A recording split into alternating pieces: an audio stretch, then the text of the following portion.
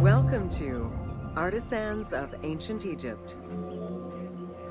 It was under the watchful eye of Ptah of Memphis, the god of craft and architecture, that ancient Egyptians developed the unique rendition of the world they lived in. However, it is vital to understand that their view of art, and those who created it, was likely very dissimilar to the modern concept of the word. Instead of artists, the creative culture had skilled and respected artisans. The most significant categories of specialties for crafters were drawing, painting, sculpture, and metalworking.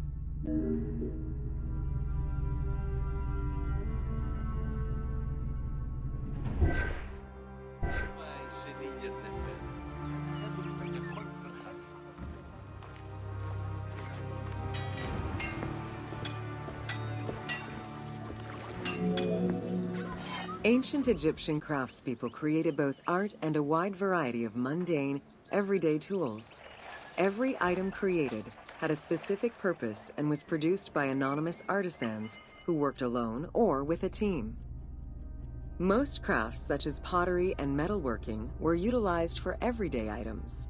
Luxury goods and artwork illustrations served temple rituals and were not meant for public display. Artisans rarely signed their names to the work, though they were clearly aware that they possessed a unique skill and talent for the task.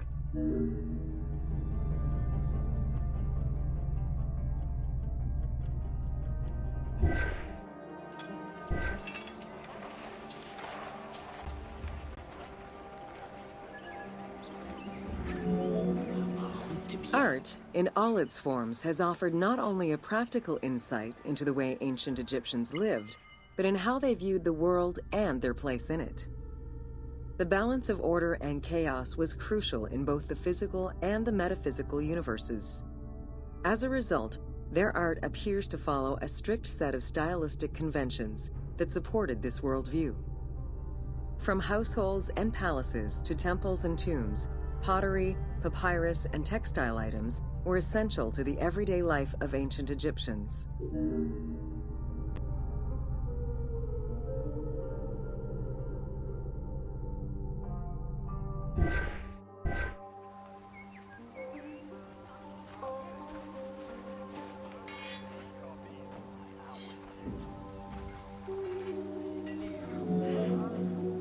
In ancient Egyptian culture, drawing was used as illustration, such as seen in the Book of the Dead. It was also the first step in the creation of a relief, painting, or statue. Two-dimensional representations were concerned with order and form, and were intended to honor gods and promote the transition of the soul to the afterlife.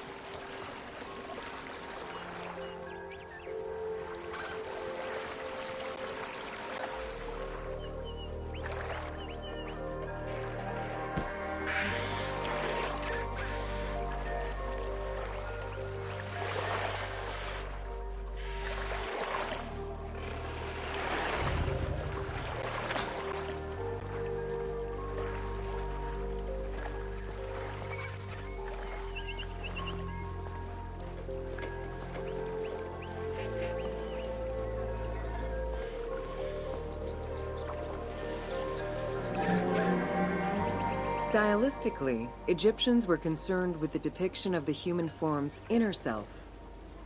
As such, artistic representations were not concerned with realism, but rather with idealized youth and perfectly harmonious visuals.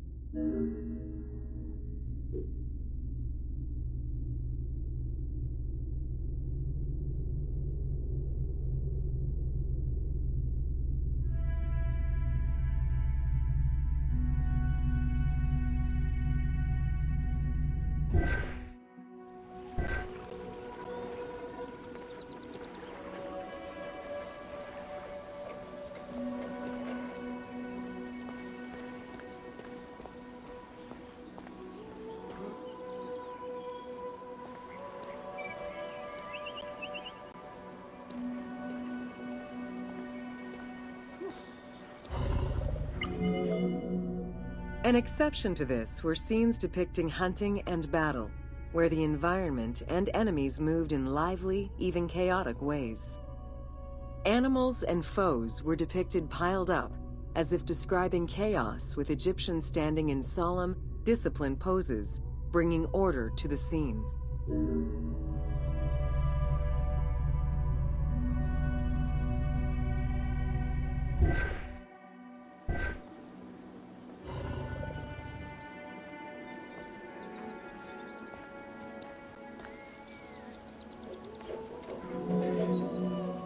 Reliefs could be either in high relief or low relief. Either method required a surface suited to the desired technique. Preparation of the surfaces differed depending on the quality of the rock. A quarried block only needed a simple smoothing. Rough-cut rock monuments, such as those found in tombs, required more work. Often the surface was coated in plaster before being sculpted.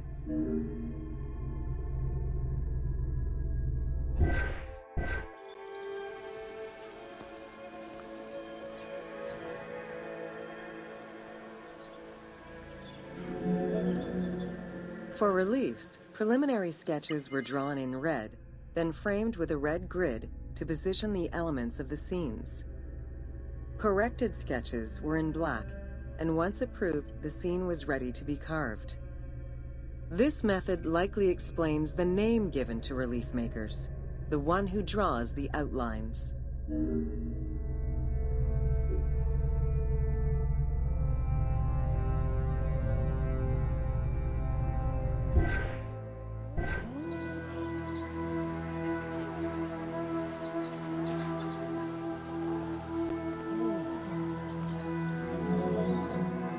Statues were believed to be vessels for the souls of the deceased, or deities. That is why a sculptor was called the one who makes it live.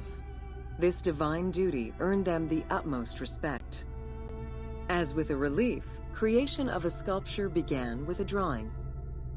Most statues were made of quarried blocks of stone, primarily limestone, though sometimes harder stones such as quartzite were also used.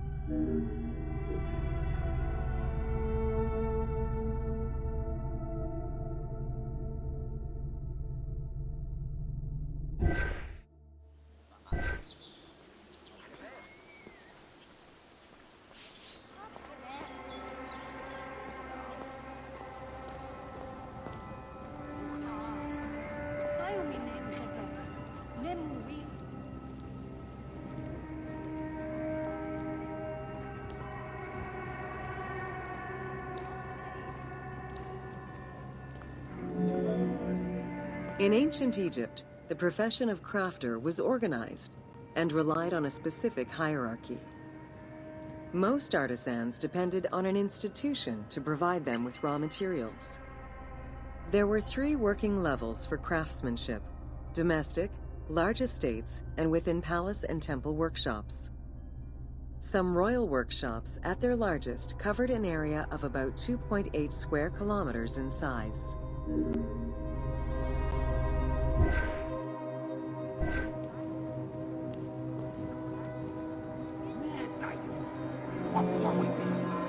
At the domestic level, most Egyptians were craftspeople to a greater or lesser extent. The ability to repair tools was a daily necessity. Crafted everyday items could also be bartered for at the local market. Artisans with skills but lacking in resources worked at large estates, where the elite provided them with space to work and raw materials.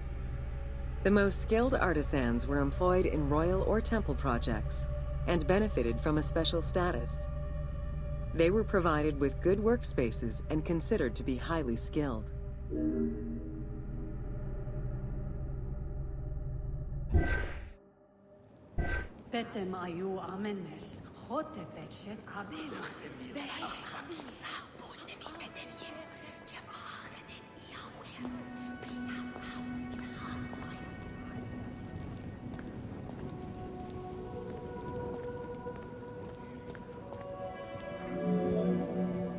An ancient text known as the Satires of Trades has a number of descriptive summaries that offer teasing glimpses into how artisans were perceived. A coppersmith was said to stink and have fingers that resembled crocodile droppings, while potters were said to be like those who lived in bogs. This view was likely exaggerated in order to highlight the most enviable position of all, that of the scribe.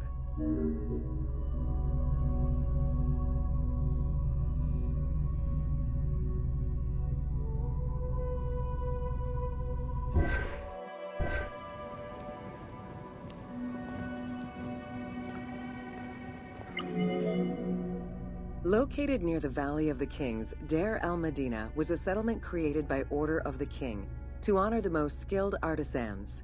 Its name translates as the monastery of the city. Allocated a house on the initiative of the king, these craftsfolk were regarded with respect and referred to as the royal artisans.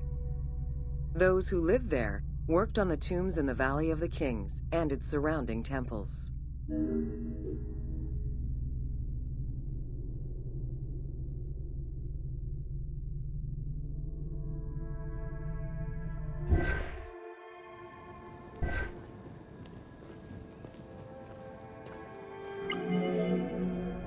Archaeologists believe the site was home to skilled and respected artisans for over 400 years. It is considered one of the most important discoveries relating to Egyptian daily life. While much of the focus of Egyptian archaeology was on its kings and queens, it wasn't until the excavation of Deir el-Medina that Egyptologists were given a valuable window into the community life of ancient Egyptian artisans.